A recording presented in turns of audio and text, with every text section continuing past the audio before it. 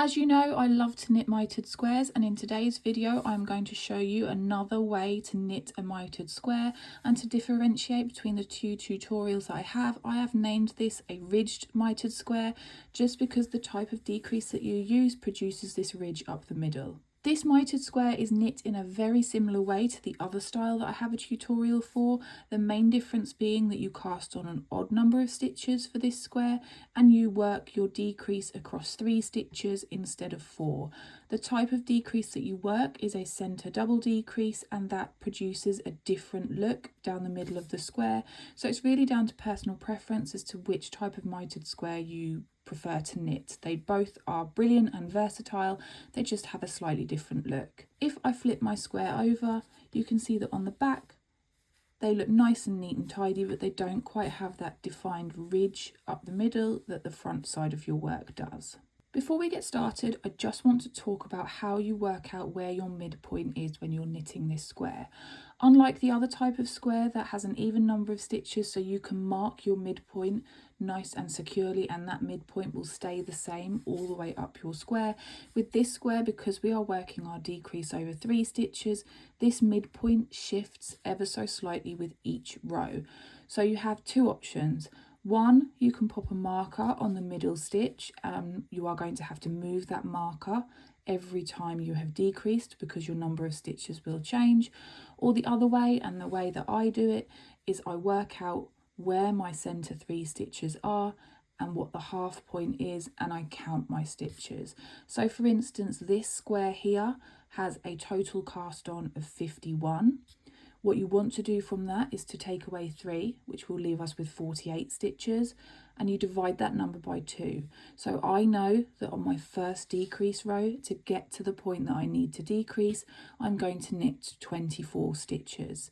Then after the decrease, there should also be another 24 stitches to knit, and that number decreases by 1 for every decrease row that you work. So you know that the next time you work a decrease row, you're going to knit 23, then 22, and so on and so forth all the way down your square. As I mentioned earlier, for these mitered squares you want to cast on an odd number of stitches. I am using the long tail cast on, but you can use whichever method you prefer. And for this tutorial I'm going to cast on 25 stitches. This square consists of a 2-row repeat, so it's really nice and easy. Your odd numbered rows are wrong side rows and your even numbered rows are right side rows. So the first time we work our row 1, it's a wrong side row, and it's really nice and easy. You are just going to knit all the way along your row and knit all your stitches. So for this little sample here, I'm going to knit 25 stitches, but you will knit however many stitches you have cast on. For row 2, we are going to knit until we hit those middle 3 stitches. If you are somebody that wants to mark your midpoint, you want to count and find that middle stitch and then mark it with a stitch marker, and then you are going to knit until 1 stitch before the marker. For me, I'm going to use that technique of counting. So I have 25 stitches. I'm going to take away 3 from that number, which leaves me with 22. Divide that number by 2, which leaves me with 11. So I know I need to knit 11 stitches before I hit the point that I need to decrease. So I'm going to knit my 11 stitches, which will take me to the point where I'm going to work my centre double decrease.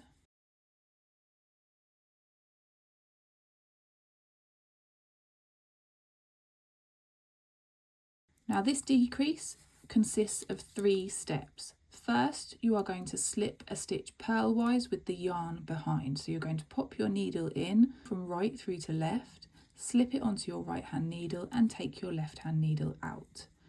Next, we are going to work a knit 2 together. So as it would suggest, you're going to pop your right hand needle through 2 stitches, not 1, pick up a loop and bring it up, and you will have knitted 2 stitches and turn them into 1.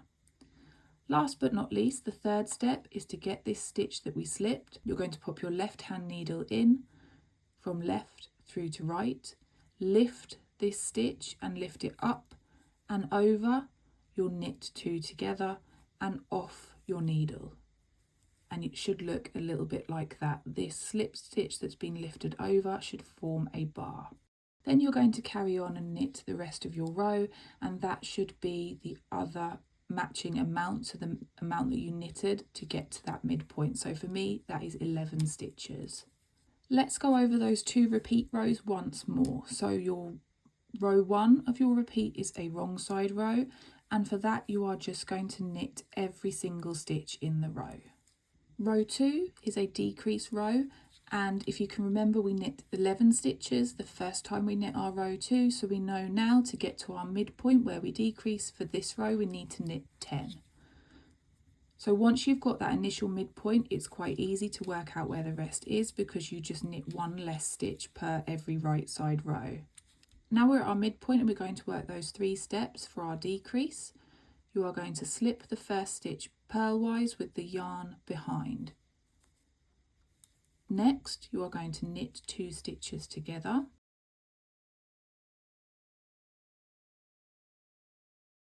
And the third step is to lift this slipped stitch over your knit 2 together and off your needles. Then to finish off your row, you are going to knit your remaining stitches, which should match the amount that you knit to get to your midpoint. And for me, for this row, that is 10 stitches. What you want to do now is to keep working these 2 rows until you have a total of 5 stitches on your needles. So after you have decreased and you're left with 5 stitches, you want to work 1 more row 1, a wrong side row, and then when you are about to start your next decrease row that will take you from 5 stitches to 3 stitches, that's where I'll rejoin you just to show you how we finish off this square. Also, when you are knitting your square like at this stage, don't panic if it doesn't look square. It's normal to have this bump. It will all pull together the more decrease rows that you work. So I have decreased down to 5 stitches and then I have knitted the wrong side row that consists of 5 stitches. So I'm just about to start another right side row that will reduce my number of stitches down to 3. So just like before, we are going to knit to the midpoint, but on this row it is just 1 stitch. So you're going to knit 1, then you're going to slip 1 purlwise with the yarn behind, and then you are going to knit 2 together. The last step of that decrease is to lift this slip stitch and pass it over the knit 2 together, and then you are going to finish your row by knitting 1. That takes you down to 3 stitches. Turn your work and we are going to work 1 final row 1, so you are going to knit the 3 remaining stitches.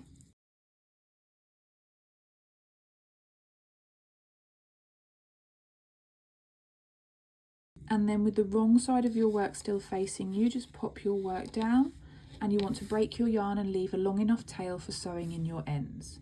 What you now want to do is to thread your tail onto a tapestry needle and then carefully remove your knitting needle from the 3 remaining stitches. You are doing this all while the wrong side of your work is facing you, so your tail with your last stitch should still be at the left hand edge of your work. So carefully remove your knitting needle from those 3 stitches, and then you are going to get your yarn tail, and from right through to left you are going to run your needle through those 3 stitches and then pull it all the way through.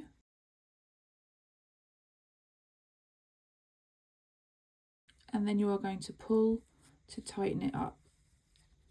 And then when we look at the right side of your work, you can see that that is nice and neat and tidy, and all that is now left to do is to sew in your ends. Just a couple of final bits and bobs to cover before I leave you to your knitting. These squares can be joined as you go in the same way that you join the other style of mitered square that I have a tutorial for. The video for joining them uses one of those mitered squares, but you can use exactly the same technique. Just when you read about how many stitches to cast on, when it says 1 more than half or 1 less than half, that just means that your extra stitch, because we're using an odd number of stitches for this square, will be where it says 1 more than half. So if it says cast on 1 less than half, then you know that your extra stitch is going to be along the joining side, and if it says pick up 1 less than half, then you know that your extra stitch is going to be on the cast on side. If you have any questions about that, please just drop a comment and I will do my best to help you. As always, there is a free written pattern on my blog for these squares, and if you are someone that likes to have something to print out, then I have got an ad-free PDF option, and there's a link on my website to go through to buy one of those too. Lastly, I will just link that join as you go video so you can find that easily if you are wanting to join these squares as you go. And I'll see you again for another video soon.